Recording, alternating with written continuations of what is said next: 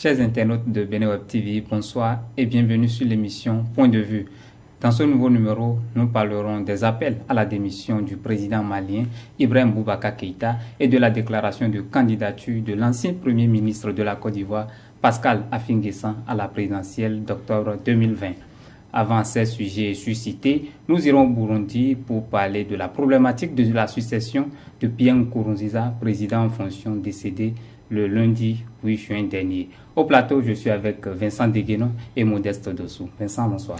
Bonsoir. Modeste, bonsoir et bienvenue. Bonsoir. Voilà, je reste avec vous. Contre toute attente, la semaine, je vais dire, le mardi dernier, le gouvernement burundais a annoncé le décès inopiné du chef d'État en fonction, le président Pierre Nkurunziza. Vous qui avez suivi avec une attention particulière les derniers événements de ce pays et que vous qui suivez souvent l'actualité politique au Burundi, comment vous avez vécu cette disparition, je vais dire tragique, de Pierre Nkurunziza? C'est tout à fait normal de regretter le décès d'un être humain, c'est tout à fait normal. Donc, nous présentons d'abord toutes nos condoléances à tout le Burundi et à tous les hommes politiques qui se sont sentis un peu laissés ou plutôt tristes dans cette disparition. Je pense que la mort de M. Nkurunziza est restée quand même quelque chose d'exceptionnel ou je dirais d'étonnant, hein, vu l'homme, vu la santé physique, la santé que l'homme laisse apparaître. On ne sait pas exactement ce qui s'est passé. Il aurait eu une crise cardiaque. Bon, on s'en tient à cela en attendant qu'il y ait éventuellement de nouveaux développements. Voilà. Dans tous les cas, c'est une triste nouvelle. C'est une triste nouvelle, vous le dites. Aujourd'hui, qu'est-ce que vous retenez de cet homme d'État qui a dirigé pendant 15 ans le Burundi? Ok, et d'abord, il y a certaines organisations de défense des droits de l'homme qui ont peint quand même en noir tout son bilan. Ils ont parlé de l'héritage de Nkurunziza au Burundi qui n'était que violence et mort. Je pense que cette étiquette ou cette étiquette qu'on a collée à l'homme est due à 2015 où il a voulu rester au pouvoir. Il y a eu des manifestations et tout, beaucoup de morts bien sûr. C'est vrai, sur ce coup, il n'a pas... on ne sait pas, on ne pourra pas dire qu'il n'a pas assuré, mais il a réussi à faire quand même ce qu'il veut faire, s'imposer, mais il y a eu beaucoup de morts. C'est ça qui a fait la grande partie de l'héritage qu'on a dit qu'il a laissé. Cependant, au-delà de tout, je pense que Nkurunziza a réussi à quand même donner une certaine... fait avoir un certain respect pour le pays. Aujourd'hui, bien que pauvre, le Burundi peut prétendre être quand même un pays plus ou moins souverain et plus ou moins indépendant. Et je pense que la suite serait éventuellement aux nouveaux dirigeants d'essayer maintenant de développer le pays, d'arrêter les différentes dissensions, de réunir tout le monde et de faire avancer le pays. Voilà, on reviendra sur la question de la succession. Vincent, comment vous avez vécu la disparition de Pierre Nkurunziza, qui était seulement à 2 mois de la fin de son 3e mandat? Ah oui, c'est un triste événement, c'est vraiment regrettable. Comme l'a dit Modeste, on peint souvent en noir Nkurunziza. Certes, il y a eu de bain de sang au cours de son mandat, mais retenons que avant Nkurunziza, le Burundi était dans une situation vraiment de crise. De 93 à 96, le Burundi a eu 6 présidents. Et ne l'oublions pas, il y a eu 2 assassinats de présidents. Il y a Melchior Ndadaye qui a été sauvagement assassiné. Il y a Cyprien Ntaryamina qui a également été assassiné. Et il est venu après les accords de Arusha. À quoi devons-on s'en tenir? Mais il a gardé le pays pendant les 10 premières années. Après les accords d'Arusha, il a pris le pouvoir et après on a été aux urnes pour être élu pour un mandat de 5 ans. Et c'est après cela maintenant que tout a basculé. Il a été pris maintenant par le goût du pouvoir. Mais ne l'oublions pas, il a stabilisé, il a quand même essayé de stabiliser le pays. C'est vrai que sur le plan économique, il y a beaucoup de choses qui n'ont pas été faites. Mais quand on voit un peu l'historique du Burundi, c'était un pays où les coups d'État se succédaient, où il y avait beaucoup de morts. Mais Nkurunziza a fait un pas. On ne sait pas ce qui lui a pris pour qu'en 2015, on en arrive là. Il aurait peut-être préparé sa succession, qu'on n'en serait pas là. On n'allait pas le faire ainsi. Donc, l'homme, il a fait vraiment des pas, mais comme beaucoup de chefs d'État africains, il s'est laissé au goût du pouvoir.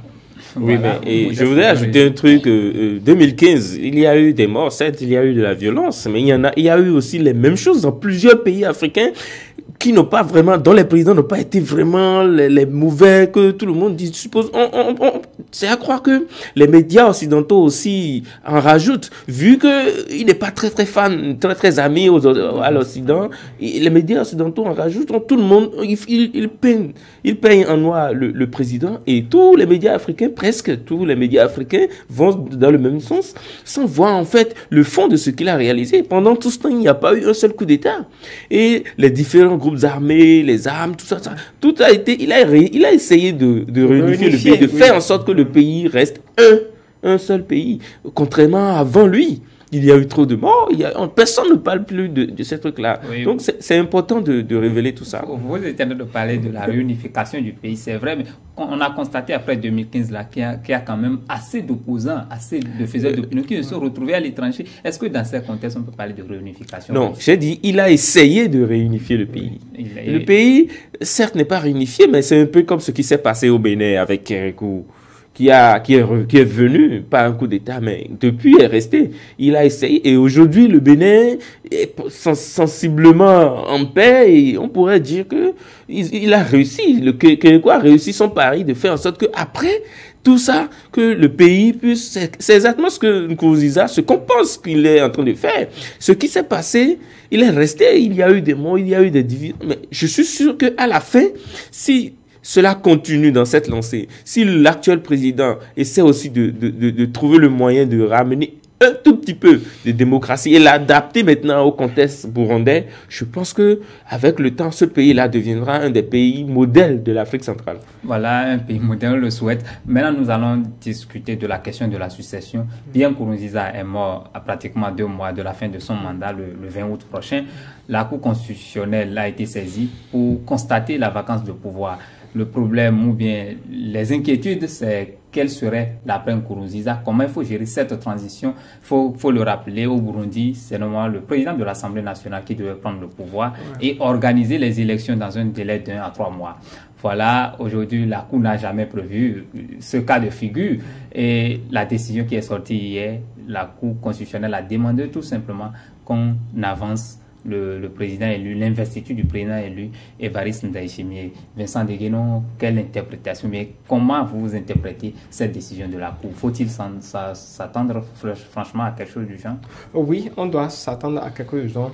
Premièrement, parce que la chance que le Burundi a actuellement, c'est que l'actuel président de l'Assemblée et le nouveau président sont tous des dauphins de Nkurunziza. Ils sont du même parti politique. Ils sont du même parti politique. Et, ne l'oublions pas, c'était l'actuel président qui était plus en vue pour succéder, si j'allais le dire ici, à Nkurunziza. Mais, derrière Nkurunziza, mais n'oublions pas, c'est des généraux. C'est un clan exactement. Et c'est eux qui ont décidé à ce que Ndayishimiye puisse passer. Ça inquiète moins. Si c'était le contraire, on allait craindre maintenant un coup d'État ou bien un coup de force. Mais étant donné que ces mêmes généraux qui ont fait l'actuel sont toujours là, je pense que la succession se fera en paix. Et on n'aura pas beaucoup d'inquiétudes. Lorsqu'on va un peu en arrière, il y a Pierre Buyoya qui avait été élu par élection, mais parce qu'il était aussi, il avait été renversé. On n'est pas dans ce schéma pour craindre également un coup d'État. parce qu'ils sont du même bord. Et on le voit également un peu modéré, suivant beaucoup d'analyses, un peu modéré. Et c'est un peu l'homme de la situation. Donc c'est là qu'il n'y a pas beaucoup d'inquiétude. Ce que la Cour a fait est normal. Ça permettra à ce qu'on aille un peu plus vite à son investiture. Voilà, c'est votre opinion, Modeste Dossou. La Cour a décidé d'investir le plus vite que possible. Voilà les mots des sages de la Cour constitutionnelle et d'Évariste Ndayishimiye dans sa nouvelle fonction de président de la République. Oui, je pense que il y a deux aspects du truc. Voilà. C'est vrai que si on doit aller lire littéralement la Constitution et la respecter, il devrait y avoir de nouvelles élections. Parce que la Constitution veut que le président de l'Assemblée prenne le pouvoir et organise de nouvelles élections dans les mois qui suivent. Cependant, il y a eu urgence économique au Burundi. Il y a eu urgence sociale. Le Burundi est dans une situation où il ne peut pas rester sans un dirigeant sans un dirigeant en bonne et due forme. Ce n'est pas un intérimaire. Donc, je pense que la Cour a pris une bonne décision. Et ça restera une jurisprudence. Et ça va se passer peut-être éventuellement dans d'autres pays en Afrique que je pense que ça serait la même chose. De plus, le Burundi n'a pas les moyens d'organiser une seconde élection maintenant, là, tout de suite. Après quelques mois, après quelques semaines, dirais-je, d'une élection présidentielle qui a coûté beaucoup d'argent au pays, le pays a organisé cette élection avec des fonds propres. Sur fonds propres, vu ce qui s'est passé. Donc, je pense que la meilleure décision est celle que la Cour a prise. Cependant, il faudrait qu'après l'investiture, le nouveau président puisse faire en sorte de fédérer le pays, de faire en sorte que les politiques arrivent à s'entendre sur le plan développement du pays, sur le plan faire en sorte que le pays avance.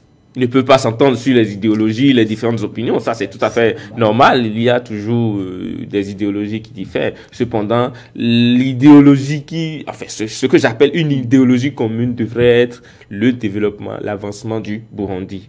La Cour a pris une bonne décision. Voilà. Et Vincent Deguenon, l'opposition de son côté, qui, comme Modeste interprétait la loi tout à l'heure, veut que la Constitution soit respectée à la lettre et qu'on aille aux nouvelles élections. Non, je pense que l'opposition doit revoir un peu sa carte. Actuellement, le Burundi n'est plus à ce niveau et ce serait même pousser le pays dans une situation incontrôlable que de vouloir des élections.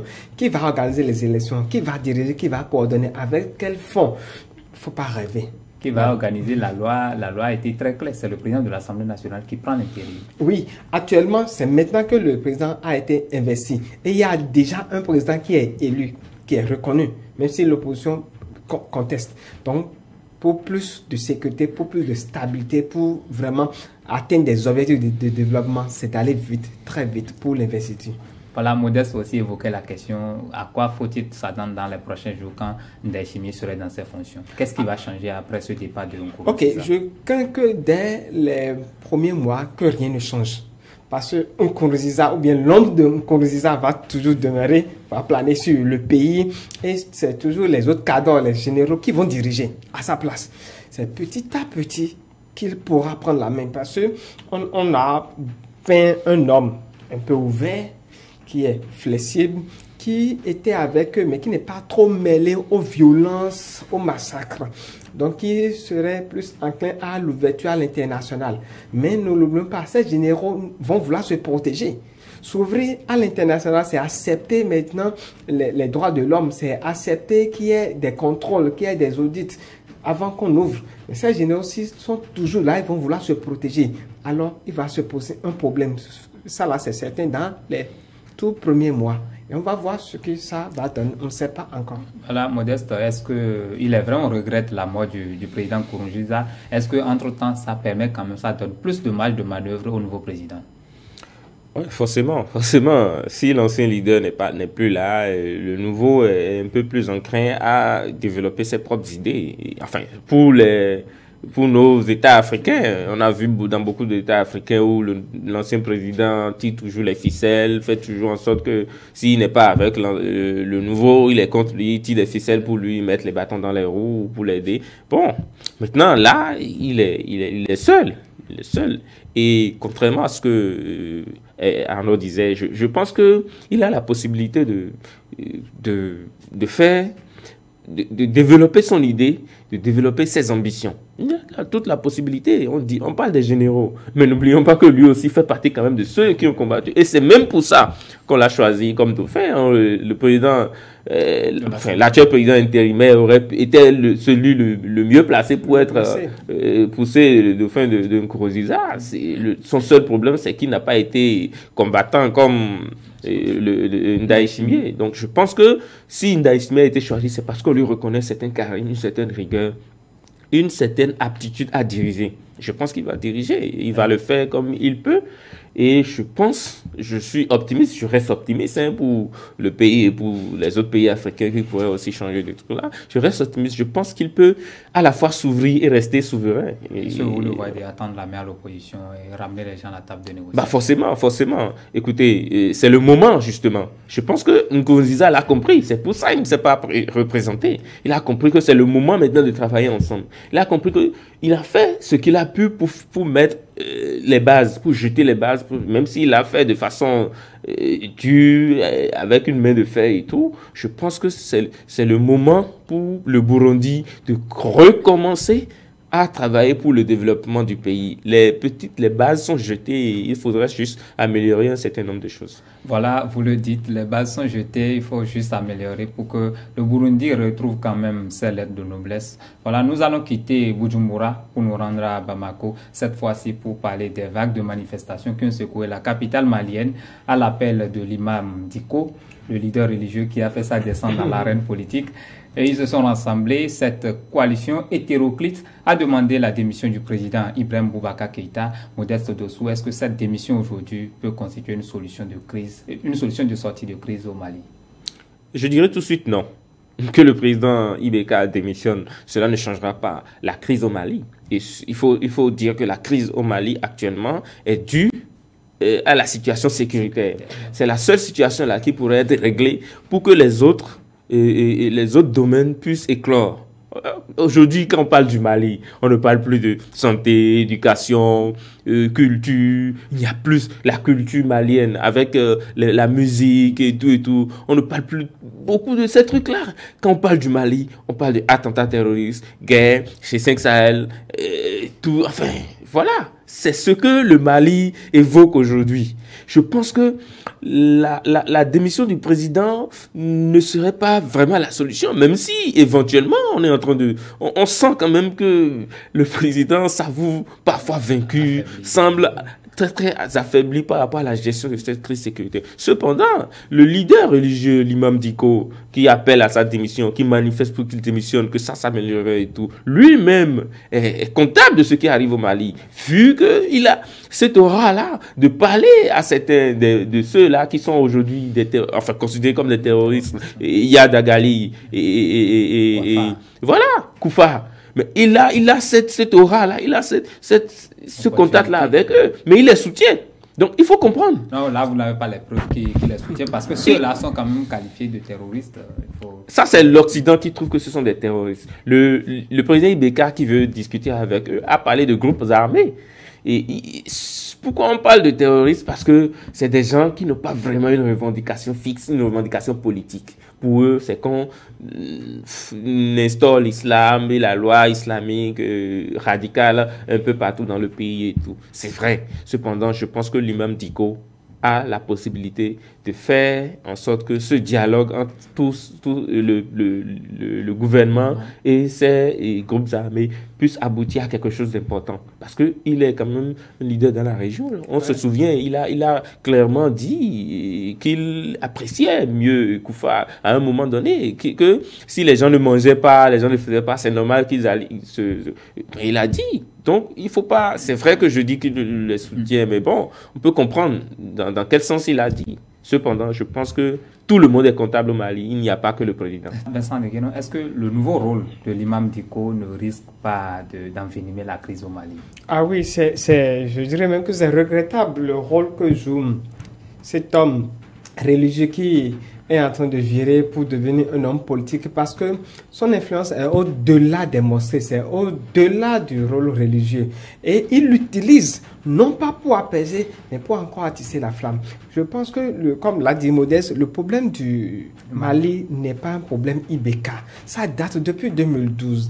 Et le Mali risque de retomber dans le même scénario qui a conduit à la situation insécuritaire actuelle. Il a de la popularité. Et ne l'oublions pas, c'est un imam sunnite. Et on sait que le Mali, c'est près de 90% musulmans. Donc, lorsqu'il donne de la voix, il est écouté. Lorsqu'il lance des appels pour des rassemblements, est-ce que ça va amener la sécurité? Pas du tout. En plus de cela, c'est une situation qui va encore amener à d'autres groupes armés. Et il a intérêt à faire un appel à la paix pour que ensemble tous les Maliens puissent se retrouver sur une même table pour chercher à sortir de là. Parce que lorsqu'il parle de la corruption, il a commencé par dénoncer la corruption lorsqu'il n'est plus dans l'appareil étatique depuis 2019 où on l'a retiré. Oui, il s'est éloigné. Bon, il s'est éloigné. Et c'est là qu'il a commencé par dénoncer la corruption. Est-ce que ça a dit qu'il n'y avait pas de corruption avant? Pas du tout. Maintenant, vous étiez en train de parler de la problématique de la paix. Parce qu'on a vu la réaction du gouvernement malien qui a appelé au dialogue, qui a quand même invité les gens à la table de négociation. Est-ce que cette réaction aussi du pouvoir n'amène pas quand même à revoir la situation, à appeler tous les Maliens pour qu'on puisse discuter de la paix? IBK l'avait déjà fait. Et c'est peut-être le modèle, le mode que les opposants veulent, qui n'est pas actuellement adopté. Mais une chose est sûre, tout sauf ce qui se passe actuellement. Voilà, Modeste, votre réaction sur... Oui, je voudrais dire, le fait que l'imam Dicko appelle à la manifestation, dénonce à la démission de IBK, dénonce la corruption éventuelle ou toute autre forme de mauvaise gouvernance. C'est normal. Si vous trouvez qu'il y a quelque chose de mauvais, c'est normal de dénoncer. On ne veut pas dire que le gouvernement IBK est exemple de tous ces vices-là. Au contraire, il y a tout ça dans le régime. C'est tout à fait normal qu'il y ait appel à manifestation. Mais lui, à sa place, j'appellerais peut-être, vu qu'il est très écouté, et comme l'a dit Arnaud, il y a beaucoup de musulmans au Mali, c'est un pays pratiquement musulman, je dirais. Je pense qu'il devrait peut-être déjà commencer par faire, au-delà des manifestations et tout, de dénonciations politiques, faire aussi lancer des appels aux Maliens de ne plus s'enrôler dans les groupes armés, de dénoncer ces groupes armés, de faire en sorte de construire un pays. Parce que je pense qu'ils se revendiquent maliens. Et le Mali, c'est tout cet ensemble-là. Ce n'est pas une partie ou ce n'est pas seulement Bamako. Ouais. C'est tout le pays. Je pense que tous ceux-là, et l'imam Dicko et tous les autres imams, tous les leaders religieux du pays devraient aussi mettre la main à la pâte pour que la sécurité revienne dans le pays. Et à partir de là, le reste va prendre. S'il n'y a pas la sécurité, je ne pense pas que corruption, patati et patata, Oui. L'autre chose qu'on oublie, il veut augmenter sa cote de popularité. Et ça risque pour moi de déstabiliser. Parce que le pouvoir, ça attire. Et plus il va avoir une cote de popularité, il va se dire, bon, il va prétendre à ce qu'on renverse pour prendre maintenant le pouvoir. Il n'a jamais adopté un tel discours. Exactement. Il est en train de gagner de la popularité. Et même l'entourage de IBK sait que c'est un homme très influent. Très influent. Et plus il va pousser son influence, plus il aura l'envie de chercher à venir au pouvoir. Donc, d'homme religieux, d'imam, il va devenir quoi? Ça va déstabiliser totalement le Mali. On ne souhaite pas cette situation, mais je pense qu'il est sur le mauvais chemin pour ce qu'on cherche pour le Mali, c'est-à-dire la paix, la sécurité, la stabilité.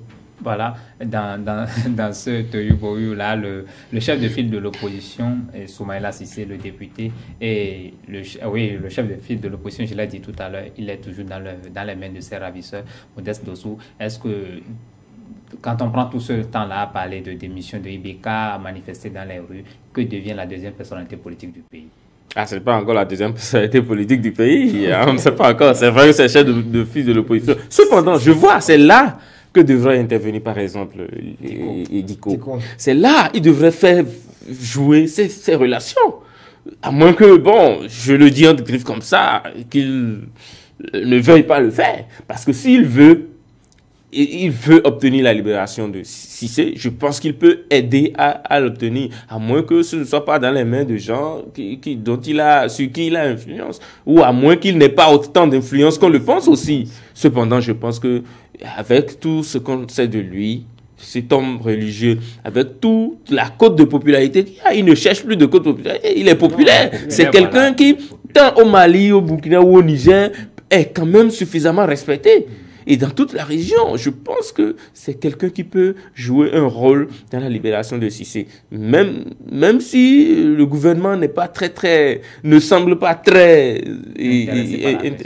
pas intéressé, ne semble pas très impliqué, engagé. Je pense que voilà le genre de personnalité qui peuvent essayer si la politique ne marche pas, je pense que la religion peut essayer de régler un certain nombre de problèmes. Ou ensemble, ils peuvent essayer de régler ce problème-là. Dans tous les cas, je pense que le problème du Mali, du Niger ou du Burkina, de ces trois pays, c'est à la fois la religion, la politique et surtout la sécurité. Voilà, vous le dites bientôt. Nous allons quitter Bamako pour nous rendre à Abidjan. Cette fois-ci, c'est pour parler politique, c'est pour parler de la présidentielle de 2020 qui se profile à l'horizon. Le 31 octobre, les Ivoiriens seront appelés à choisir un nouveau président, celui-là qui va succéder à Alassane Ouattara pour un nouveau mandat à la tête de la Côte d'Ivoire. Mais dans la foulée, après Gon Coulibaly, après l'ancien président de l'Assemblée nationale qui est exilé à Paris, Guillaume Soro, c'est bien l'autre ancien chef du gouvernement aussi de Laurent Gbagbo. Je parle de Pascal Affi-N'Guessan qui s'est lancé dans la course. Modeste Dossou, est-ce que vous vous attendiez à une telle déclaration de candidature? Bien sûr. Il voulait être candidat, il voulait être président. Je pense qu'il avait été déjà... il avait montré depuis toujours. Ses envies. Voilà, ce sont ses ambitions, il veut être président. Donc je ne pense pas que ce soit quelque chose d'étonnant sur ce plan. Maintenant, ce qui est étonnant, c'est que avec Laurent Gbagbo, ils se sont rencontrés finalement. Il y a eu des démarches pour que tout le monde pensait quand même que la réunification du FPI du parti allait avoir lieu. Tout le monde pensait que les deux hommes avaient parlé et qu'il y avait eu un début de consensus. Tout le monde pensait qu'avec l'allègement des restrictions de Laurent Gbagbo, avec le retour, on lui a remis son passeport et tout, et un retour éventuel de Laurent Gbagbo, le FPI deviendrait un seul parti politique et qu'ensemble, ils décideraient de celui ou celle qui va représenter le parti pour la présidentielle.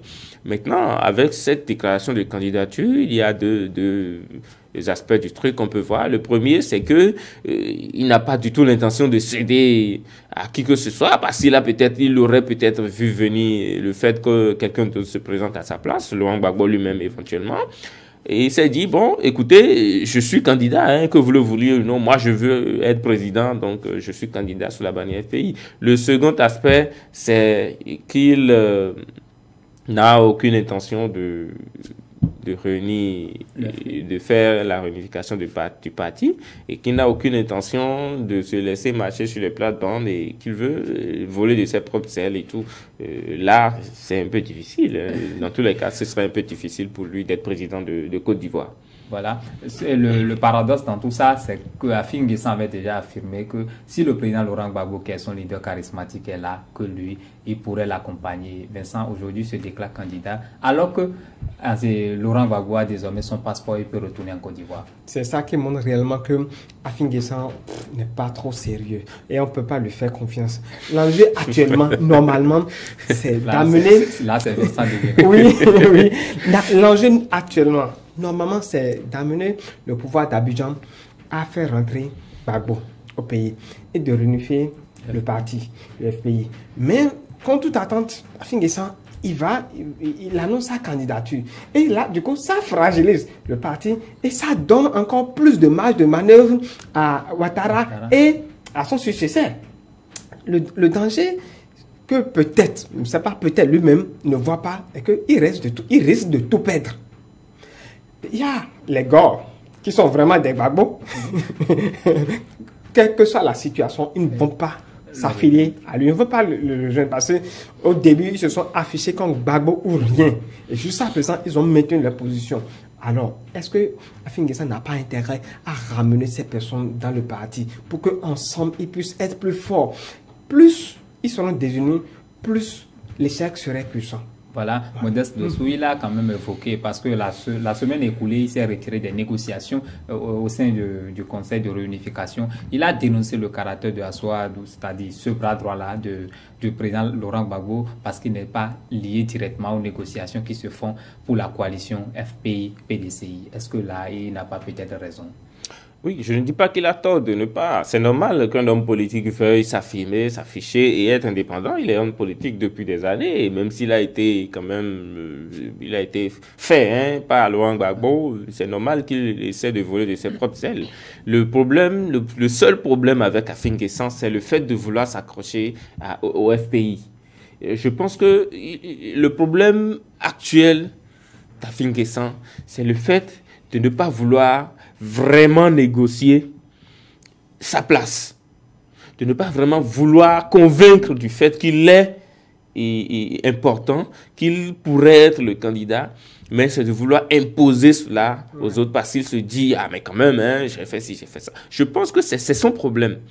Parce qu'aujourd'hui, qu'il le veuille ou non, que Laurent Gbagbo reste même en Belgique ou qu'il vienne en Côte d'Ivoire et qu'il dise « je ne soutiens pas Afin N'Guessan », c'est foutu.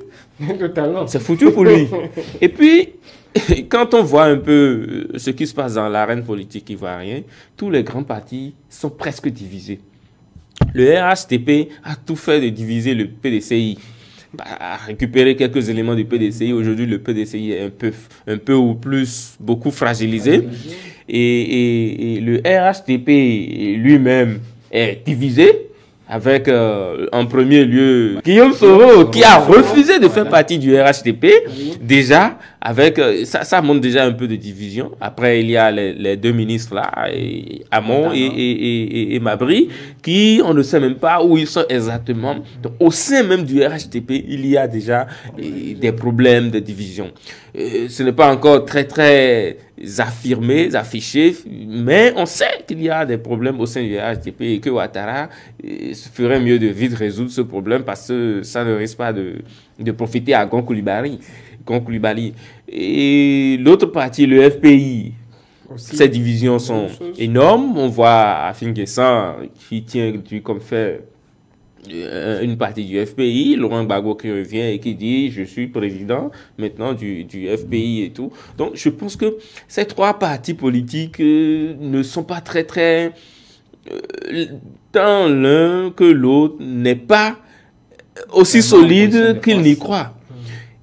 Et dans ce cas de figure, les Ivoiriens ne feront que confiance à des hommes. Malheureusement, ne feront pas confiance à des idéaux de partis politiques, mais ne feront que confiance à des hommes. Et sur ce plan, je ne pense pas qu'ils fassent confiance à Afin N'Guessan. Et depuis la crise, le lendemain de la crise de 2011, on a vu quand même Afin N'Guessan, même si les gens semblent venir à ces meetings et autres, Afin N'Guessan, c'est le seul là qui n'était ni vainqueur ni vaincu. Et bon, finalement, Ouattara ou la justice lui a confié et le FPI, il a négocié un peu avec le camp en place. C'est un peu comme au Bénin, une partie de la force les FCBE. On ne sait pas si c'est vraiment un parti d'opposition avec des idéaux nouveaux, ou si c'est un parti du pouvoir. C'est un parti quand même un peu trop modéré. C'est normal d'être modéré, mais un peu trop modéré. Et cela, je compte lui aujourd'hui. Il n'est pas très, comme le dit Arnaud, on ne peut pas lui faire confiance. Voilà, pour finir avec vous, puisque nous sommes en Côte d'Ivoire d'ailleurs, le jeudi, la Côte d'Ivoire a été frappée dans le nord, à Kafolo, plus précisément. 10 soldats ont perdu la vie. Aujourd'hui, depuis l'attaque de Grand Bassam en 2016, la Côte d'Ivoire est quand même épargnée pour environ 4 ans. Et c'est seulement jeudi dernier que la Côte d'Ivoire a été touchée. Est-ce que le retour du terrorisme en Côte d'Ivoire aussi? Je ne dirais pas le retour du terrorisme. Je crois que c'est un acte vraiment barbare, c'est un acte terroriste qu'il faut condamner avec la dernière rigueur, et quel que soit le pays où ça se passe. Et je pense que les événements de Grand Bassam auraient pu sonner comme une alerte dans la tête des dirigeants ivoiriens. Je suis quand même très surpris que cette attaque ait pu avoir lieu et que l'armée ou les dirigeants n'aient pas anticipé cela. Je m'explique. On a vu qu'il y a eu l'opération Komoé. Et c'est seulement quelques jours après cette opération qu'il y a une attaque.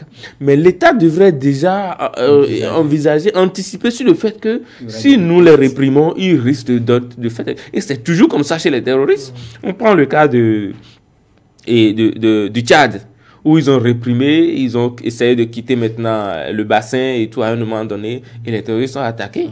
Avant que le Tchad ne fasse une grande opération de ratissage et tout. Il y a eu beaucoup d'autres cas qu'on peut prendre. Même si ce n'était pas des terroristes, les rebelles. Prenons le cas de la RDC quand l'armée a décidé de faire un ratissage. Les représailles ont été immédiates. Donc je pense que la Côte d'Ivoire devait déjà anticiper sur le fait que si nous lançons cette opération, nous risquons d'avoir des représailles de ces groupes terroristes. Donc l'état d'alerte maximal.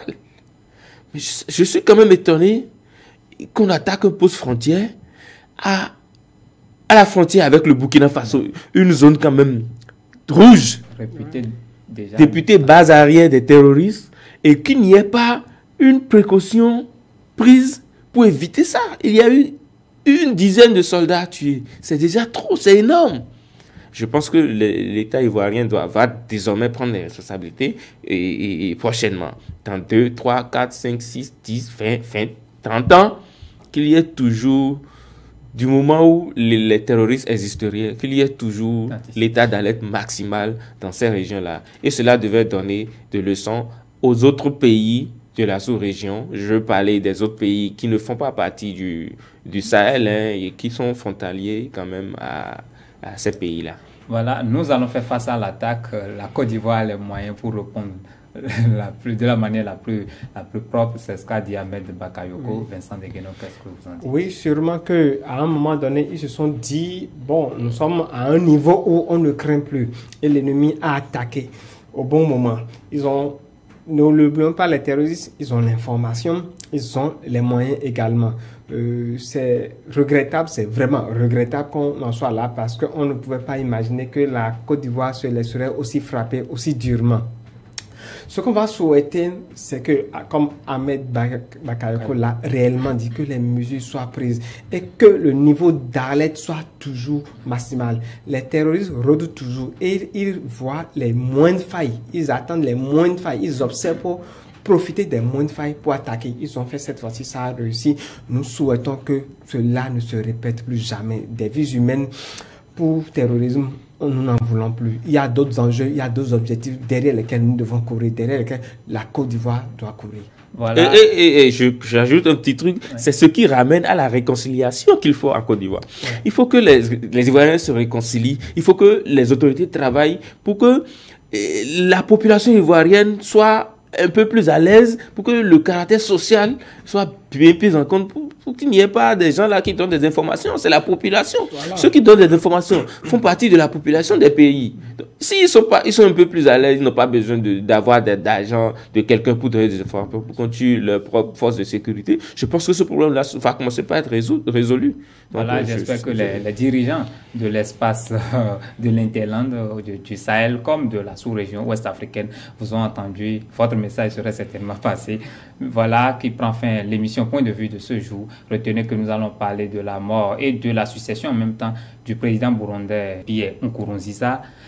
Au Mali, nous avons parlé des appels à la démission du président Ibrahim Boubacar Keïta et finalement de la décision de Pascal Affi-N'Guessan de se présenter à la présidentielle de 2020 en Côte d'Ivoire. Au plateau, j'étais avec Modeste Dossou et Vincent Degueno. Merci d'avoir été des nôtres et à bientôt pour un nouveau numéro.